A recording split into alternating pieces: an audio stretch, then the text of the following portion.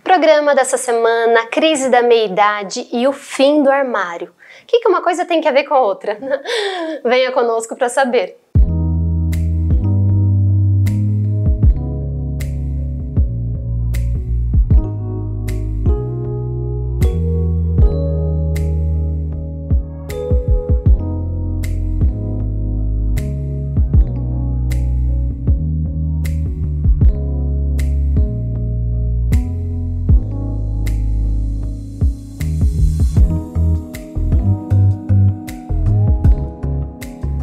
Sejam muito bem-vindos a mais um Entre Nós. Crise da meia-idade e o fim do armário. O que uma coisa tem a ver com a outra? Principalmente nesse mês de junho, em homenagem ao orgulho e ao LGBTQIAP+, estamos aqui hoje para falar o que tudo isso significa, o que tudo isso representa, e você aí de casa que tem dificuldades de reconhecer todas essas letras, hoje fica aqui comigo que vocês vão aprender tudo. Em 1969, nos Estados Unidos da América, o que acontece? Infelizmente uma tragédia, como as nossas datas comemorativas. Dia 8 de maio, aconteceu o Dia das Mulheres por conta de uma outra tragédia. Mulheres que estavam lá lutando e batalhando e buscando seus direitos, e por isso que essa data foi reconhecida. Infelizmente, o mês de junho também, exatamente para homenagear um dia de tragédia que aconteceram em Nova York. Eles pegaram esse mês para homenagear. Dia 28 de junho de 1969, infelizmente, tiveram muitos atritos policiais e pessoas gays, lésbicas, pessoas. É muito importante sempre citarmos esse termo, porque antes de você carregar qualquer sigla, nós somos seres humanos, nós somos pessoas. LGBTQIAP+. Jéssica, o que isso significa? O que significa o fim do armário? As pessoas falam, ok, será que ele saiu do armário? Será que ela saiu do armário? O que significa o fim do armário? Hoje, o programa de hoje, super especial, trouxe embasado este livro desse autor maravilhoso que chama O Fim do Armário. Ele dá luz a várias coisas que nós precisamos saber de tudo isso. O que significa todas essas siglas, todas essas letras? L, lésbicas. G, gays. Lésbica, eu mulher menina, gosto de outra mulher menina. Sexo biológico feminino, sexo biológico feminino. Gays, homem, homem, menino, menino. LGBTB, vamos pro B primeiro. Bissexual, então eu posso ter minha orientação direcionada para meninas e para meninos. LGBT, trans, transgênero e transex. Aí é o que acontece no consultório, que as pessoas começam a confundir. Mas, Jéssica, o que é uma pessoa transgênero? O que é uma pessoa transex? Para isso, eu trouxe o meu amiguinho de consultório. Não vou falar diariamente, mas sempre eu trago isso para ficar mais fácil de exemplificar, principalmente no consultório, o que significa. Esse aqui é um biscoitinho, trouxe de um congresso maravilhoso que eu fui para o México de sexualidade, para nós conseguirmos identificarmos. Às vezes, quando a pessoa tem essa dificuldade de se reconhecer entre cisgênero e transgênero, fica muito mais fácil com essa exemplificação. Então, vamos lá. Para começar, eu pego o sexo biológico da pessoa. Então, por exemplo, eu, Jéssica, sexo biológico feminino. Então, lembra? Pênis ou vagina. Isso aqui é uma vagina. Eu, Jéssica, uma menina, nasci com vagina. O meu cérebro, o que meu cérebro reconhece? Meu cérebro feminino. Eu me reconheço, então eu tenho uma vagina, eu me reconheço enquanto menina. Isso significa cisgênero, quando o meu sexo biológico, o sexo que eu nasci, o meu corpo reconhece. Porque muitas pessoas que são transgênero, elas não se reconhecem mentalmente, emocionalmente, espiritualmente com o sexo biológico que elas têm. Então, por exemplo, perfeitamente a pessoa pode nascer com um sexo biológico macho e fêmea, macho ou fêmea, ou macho e fêmea, que seria a questão de hermafrodita e tudo mais, nasce com uma vagina, nasce mulher, porém se reconhece enquanto homem. Isso aqui, quando isso não coincide com isso, isso aqui é uma pessoa trans Sex significa que não se reconhece com o sexo. Transgênero é quando não se reconhece com o gênero. Então, por exemplo, com relação à vestimenta, à identidade, não se reconhece às vezes com isso. Então, por exemplo, eu, Jéssica, uso saia. Não, ok, eu posso ter uma vagina e gostar de usar roupas que, a priori, apesar de roupa não ter sexo, ser considerado um gênero masculino. Então isso, o T do LGBTQIAP+, uma das coisas que as pessoas mais confundem é isso, é transex e transgênero. Então o T representa isso. Guardar aqui minha participação especial hoje, e sem contar que tem outras variações com relação a isso também. Que é queer, a teoria queer é uma questão de questionável, eu estou questionando isto ou aquilo com relação à minha orientação, meu sexo biológico e tudo mais. E seria intersex. A seria o assexual, o aromântico ou o agênero. O A sempre é uma negativa, então eu sou aromântica, não consigo me envolver emocionalmente com alguém, de forma romântica com alguém. Assexual, não tenho necessariamente desejo direcionado para alguém. E o P seria pansexual. Jéssica, qual que é a diferença de uma pessoa pansexual e uma pessoa bissexual? A diferença desses dois, porque o bissexual muitas vezes vai reconhecer gosto dele porque tem pênis, gosto dela porque tem vagina.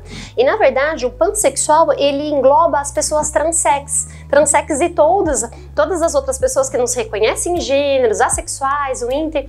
Então é muito interessante que esses tempos no consultório, antigamente as pessoas falavam muito que eram bissexuais, hoje em dia não, elas são pansexuais. Elas gostam e elas se apaixonam pelo coração da outra pessoa, não tem nada de sexo envolvido. Então por aquela pessoa ser da forma que ela é, então assim, nós somos pessoas, sabe? Eu brinco do P de pan, que são pessoas, é uma pessoa que está ali para ser amada, para ser cuidada, para ser desejada. Então esse processo de pan é lindo por conta disso. Então, mas, porque sim, nós estamos num processo de evolução com relação a toda essa sigla e é tudo junto e misturado. Aquela música do Lulu Santos que fala respeitamos, se eu não me engano, e achamos justa toda a forma de amor, tendo respeito, tendo consentimento da outra parte, é isso que importa. Então, em homenagem a esse mês tão importante, estou aqui hoje fazendo para homenagear todas essas pessoas, todos nós que estamos nessa luta, não são só todas as pessoas, todos nós que estamos nessa luta, porque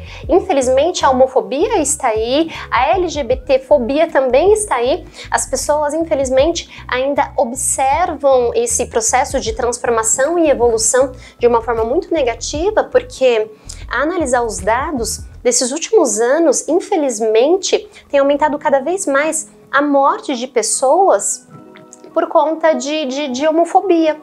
E assim, pelo menos dados que nós encontramos estatísticos que tem em média por ano 300 pessoas que falecem apenas por terem o gênero que tem. E sempre lembrando, pessoal, não é uma escolha, eu não escolhi ser homoafetiva, eu não escolhi. É a questão da minha orientação, a questão que eu reconheço. Porque isso todas as pessoas me falam quando chegam no consultório em extremo sofrimento. Se eu pudesse escolher, necessariamente não escolheria. Eu, menina, gostar de outra menina, porque o preconceito é muito grande. Eu, menino, não gostaria de gostar de outro menino. Então é uma questão de orientação. Por isso que nós sempre pegamos no pé, o nosso conselho de psicologia, não existe cura gay, não existe nada, porque não é uma doença. E nós estamos nessa luta nos Estados Unidos desde 1970, lembra? 1969 foi a primeira vez que teve esse embate. As pessoas foram para as ruas para lutar e o mundo inteiro se mobilizou com isso. Porém, aqui no Brasil é um recém-nascido. Em 1997 foi ter essa primeira parada do orgulho gay, para realmente conscientizar as pessoas que assim, existe, as pessoas estão aí, elas estão saindo do armário. Mas voltando ao tema central do programa, essa crise da meia-idade. Eu observo quando uma pessoa chega em extremo sofrimento aqui no consultório, que ela desde a infância, desde a primeira infância, ela se reconhece, enquanto muitas vezes ela se denomina como diferente, que ela não gostava das mesmas coisas que os amigos. Então, desde muito criança, ela já se reconhece sendo trans, sendo homoafetiva. Eu gosto muito de usar o termo homoafetivo, sabe? A gente sai desse sexual, porque até o termo homossexualismo, desde 1991, Aqui no Brasil saiu esse lismo, que significa doença, e é uma pessoa homossexual. O homoafetivo é tão bonito porque engloba, sabe? Então você acolhe com o termo. Então essas pessoas, elas vêm, elas relatam que então, desde pequeno, eu não me reconhecia fazendo as mesmas coisas com meus amigos, com minhas amigas. E o mais legal desse livro é que vem falar isso, porque a pessoa pode chegar, passar por essa infância, chega na fase da adolescência e quanto que essa adolescência ela é frutada. E para isso eu trago um pedacinho desse livro mesmo, para vocês aí de casa se reconhecerem. Quantas pessoas que sim, chegam aqui no consultório em sofrimento porque desde a primeira infância elas não tinham oportunidade de sair desse armário. Então o fim do armário é exatamente isso. Qual o momento que eu posso chegar para minha família, eu posso verbalizar para não ser punido, para não ser recriminado, porque tem muitas pessoas que por conta da religião, por conta dos pais, por conta de uma série de coisas, reprimem essa sexualidade e muitas vezes elas chegam tardia. É exatamente isso que o livro traz. Vou ler um pequeno trecho para ver como esse livro é muito importante. É até um livro que eu recomendo muito aqui no consultório para os pacientes. E ele diz assim: havia alguma coisa que não tinha acontecido anos da minha adolescência. Quando finalmente tudo ficou claro, senti que ela tinha sido roubada. Um parêntese aqui. Quantas pessoas elas chegam agora nessa crise da meia-idade? A crise da meia-idade, ela gira em torno dos 30 aos 50 anos. É aquele momento que você olha para o teto branco da sua casa e você fala: meu Deus, o que eu estou fazendo na minha vida? Será que eu estou feliz na minha profissão? Será que eu estou feliz no meu relacionamento? Será que eu estou feliz com minha família? Será que eu estou feliz com o meu corpo? É aquele momento que você já viveu tecnicamente metade da sua vida. Quantos anos, em média, vivemos? Sei lá, no máximo 100 e alguma coisa, se tiver sorte. Mas com qualidade mesmo, alguns estudiosos colocam de 70 a 80 anos. Então, tem pessoas que chegam no consultório nessa crise da meia-idade, aos 35, e começam a questionar. A infância roubada não é só pessoas que têm experiências homoafetivas e tudo mais, que sentiram essa infância roubada, mas quantos pais extremamente rígidos fizeram com que seus filhos, com tenra idade, muito miudinhos, muito pequenininhos, tivessem responsabilidade de adultos.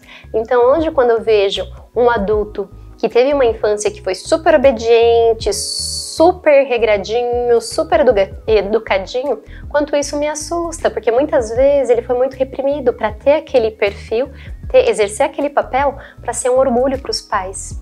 Então, quando acontece isso, principalmente nessa questão do LGBTQIAP+, o quanto que a pessoa muitas vezes já se sente diferente das outras pessoas, não corresponde àquela expectativa dos pais, então muitas vezes ela se reprime tanto que isso desenvolve na fase adulta quadros de pessoas com depressão, com ansiedade, de forma significativas, porque de 300 pessoas que nós temos catalogadas, infelizmente, anualmente de homicídio, são pessoas que são mortas por conta de pessoas que são extremamente homoafetivas, LGBT-fóbicas e tudo mais, 50 casos anuais, e isso eu acredito que seja um percentual muito pouco, porque deve ser difícil, né? Eles vão colocar, às vezes, vão catalogar como várias coisas, mas não necessariamente como isso. 50 casos anuais são de suicídio, de pessoas trans, transsex, transgênero, é um número absurdo.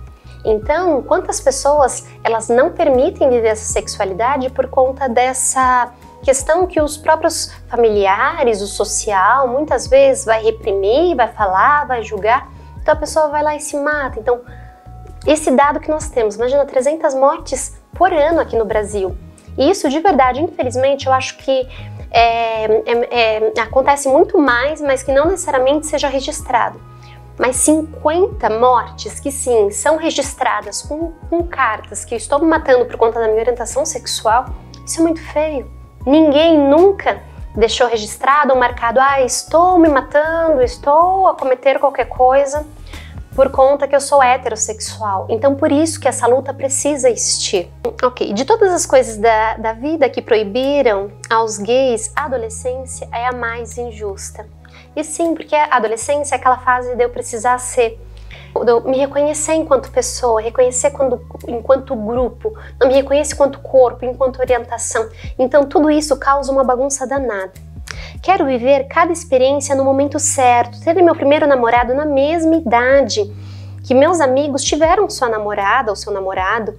Então você viu, quando você tem essa experiência furtada, essa experiência roubada, o quanto tudo isso mexe de forma significativa quando nós não vivemos nossa vida exatamente no momento que necessariamente devemos viver.